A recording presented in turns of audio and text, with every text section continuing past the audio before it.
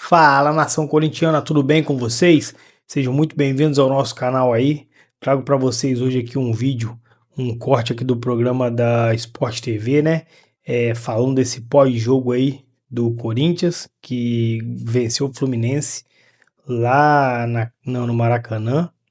Um jogo que aparentemente, né, foi morno, né? Foi um jogo morno, mas o que vale são os 3 pontos. A gente acredita que depois de uma tensão tão alta quanto foi essa do meio de semana pela Copa do Brasil, acabou que eu senti o time um pouco desmobilizado, com menos vontade, mas o importante é que a gente saiu com a vitória, né? Os 3 pontos está garantido, o que faz aí o Corinthians seguir bem no Brasileirão. Sem mais enrolação, vou soltar o vídeo aqui, né? Peço a vocês que antes inscreva-se no canal, dê o like no vídeo, porque eu tenho certeza que vocês vão gostar. E sem mais enrolação, vamos pro vídeo. 1-0. Tudo bem, Alex? Boa noite mais uma vez. Boa noite de novo, Felipe, meu querido Couto. Uma honra te ter aqui, porque você vai incrementar depois de um jogo desse. Aqui é sabedoria, aqui é dos bons.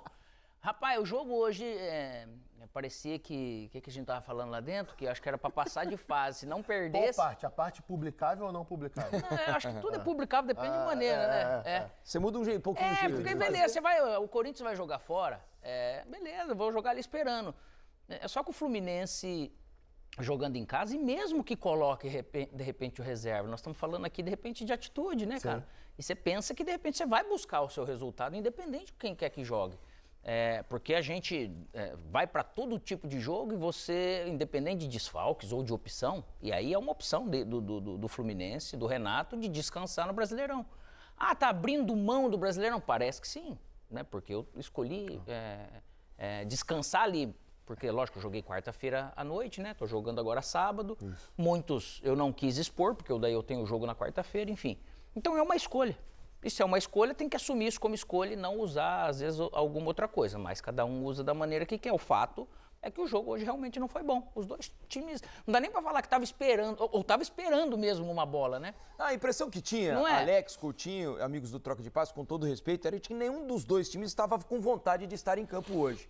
Se pudesse, vamos assinar um empate aqui lógico, sem entrar? Se pudesse escolher, tem muitos jogos que seriam A assim. impressão que passa é essa, tamanho, entre aspas, desinteresse.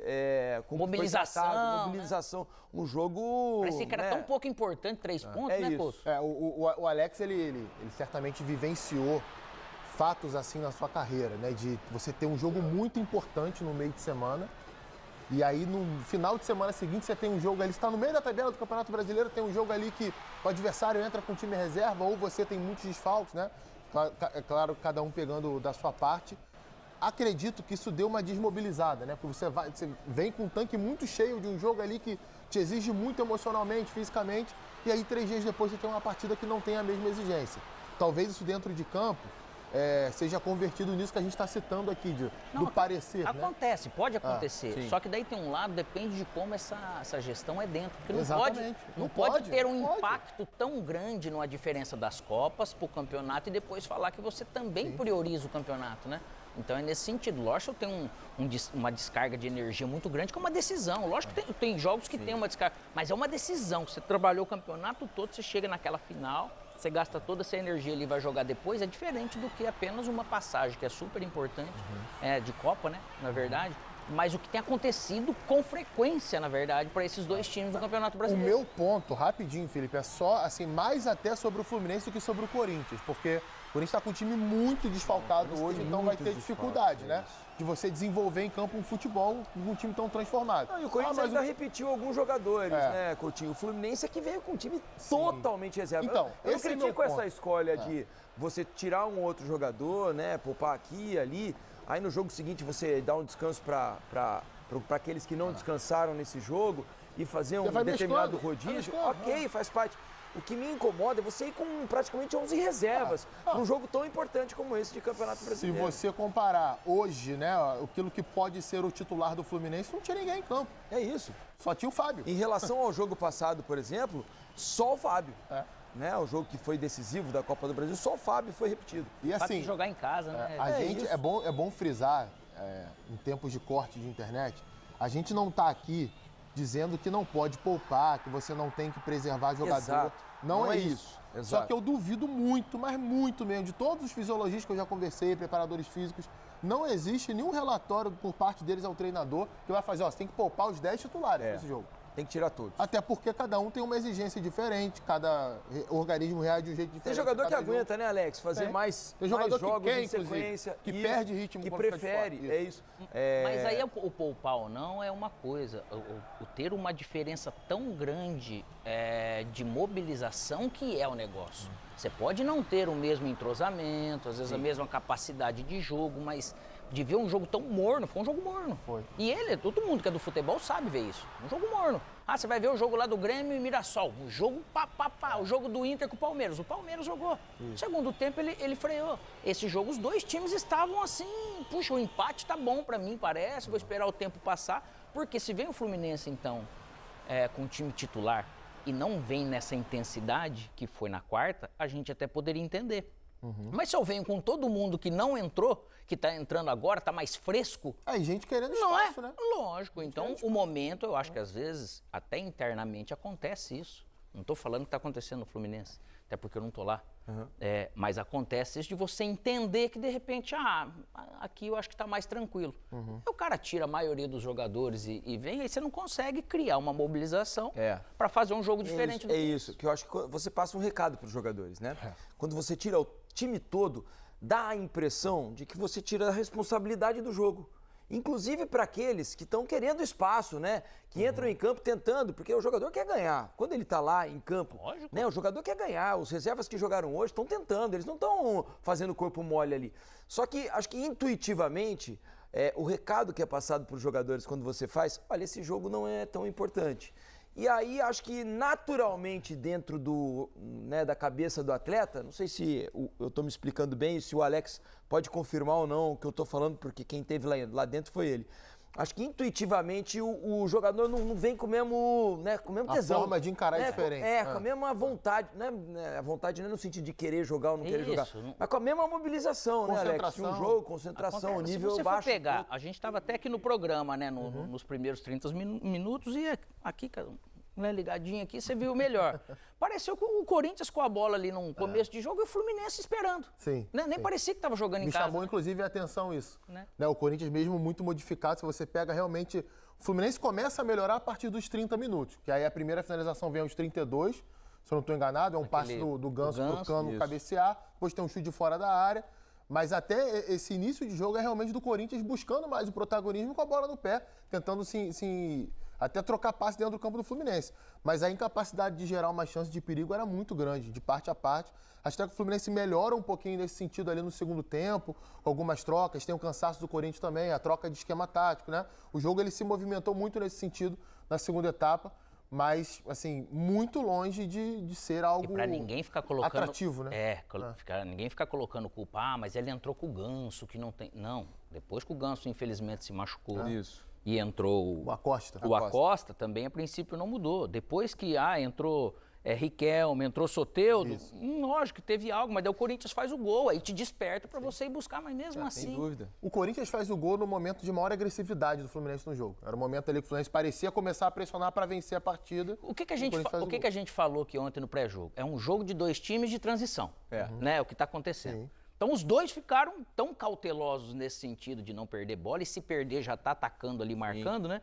Que realmente o jogo não andou. Não, e também dissemos ontem aqui no Troca de Passes a questão de que o jogo talvez dependesse muito dos times que seriam escalados em campo, porque havia uma certeza de que os dois times não teriam força máxima, obviamente conhecendo o treinador do Fluminense, né, o Renato, e do lado do Corinthians já são muitos desfalques naturalmente. Então, a depender do que seria a escalação, a gente podia imaginar um jogo um pouco melhor ou um jogo um pouco pior. Infelizmente, o jogo foi um pouco pior. Feliz o Corinthians, que conseguiu 3 pontos importantíssimos. Nossa, que rico, sem a intenção de ganhar, né? Aparentemente, né? Porque o jogo estava muito bom pro Corinthians com um empate aparentemente. Como é que é? Culposo? É uma vitória culposa. Culposa, sem intenção de matar. De ganhar. Exatamente. E você sabe que eu estava conversando aqui, tava o Guilherme Fuoco, né? Um telespectador assíduo do Troca de Passes, trabalhou com a gente aqui na Globo bastante tempo, ele me mandou, o jogo estava tão ruim que ele foi fazer uma pesquisa, ele é corintiano. Ele mandou aqui, Felipe, sabe que esse jogo ruim eu fui fazer uma pesquisa. Sabe qual foi a última vitória do Corinthians num sábado à noite às 9? O jogo começado às 9.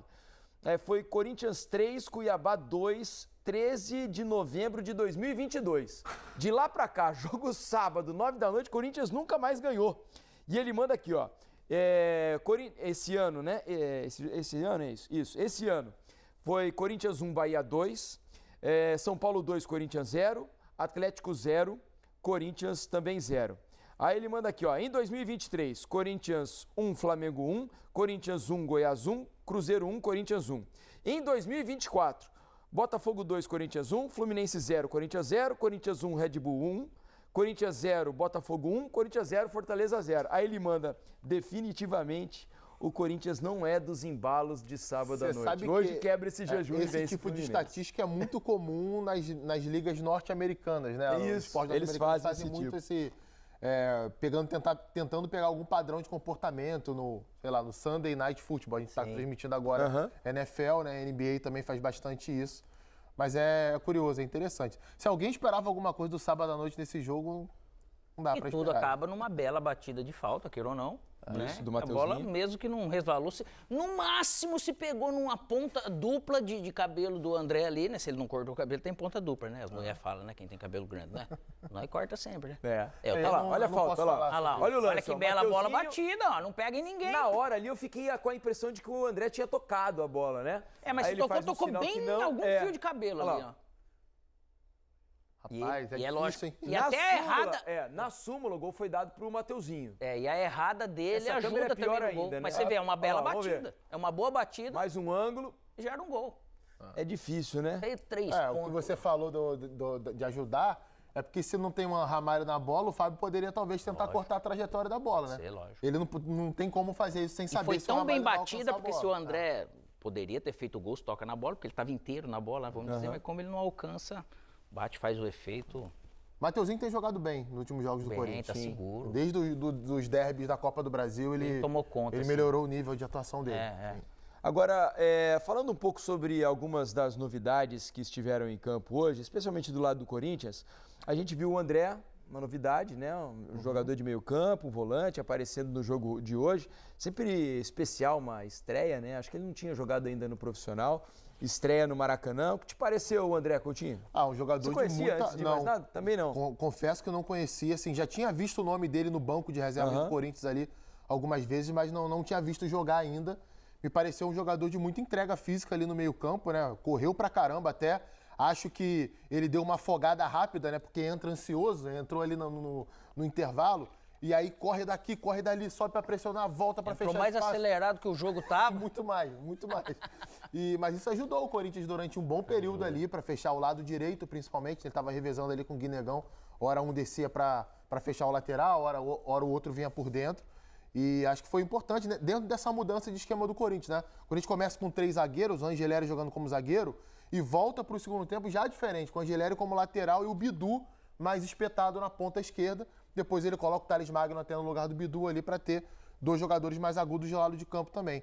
Mas eu gostei, acho que foi E você vê que uma ele estreia... entrou, e o André entra nesse tripé aqui, Isso ele aí. mantém Sim, Maicon e Rian, Isso. mas de biotipo, tudo você vê, tem que esperar mais para ver. É bom dar, já, vamos dizer assim, já estreia, vai logo no jogo do Maracanã desse jeito. Mas, pelo jeito, ele tem saúde ali para ajudar o Corinthians nessa dificuldade de tá perdendo jogadores. Agora, algumas situações em termos contratuais de alguns jogadores do Corinthians parecem que estão caminhando para um fim, né? Por exemplo, Romero e Thales Magno têm seus contratos se encerrando ao final dessa temporada. E pelo que o campo tem mostrado, até pelas escolhas do Dorival, hoje, veja... um time todo desfalcado, ele escala os 2 meninos na frente. Guinegão, que vem tendo sequência, está num bom momento, e o Kaique começa a partida de hoje. Romero e Thales ficam no banco.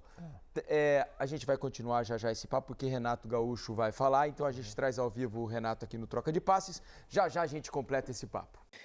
Fiel, então é isso. Esse foi o vídeo que eu trouxe para vocês, programa Troca de Passes, né? Logo após o jogo aí, falando sobre essa partida que o Corinthians conseguiu os 3 pontos, um futebol ali, um jogo na verdade, não um futebol, mas um jogo ali meio morno, mas o que vale são os 3 pontos e o Corinthians conseguiu aí no final da partida esse resultado, esses 3 pontos que vale muito no Brasileirão, né? Cara, que bom que vocês ficaram até o final aqui com a gente, né? E já que vocês ficaram, sinal de que gostaram do vídeo. Então, já que gostaram, deixa o like, curte aí o vídeo e também se inscreve no canal para vocês ficarem por dentro de tudo o que acontece no Coringão. Valeu, rapaziada. Até o próximo vídeo. Falou!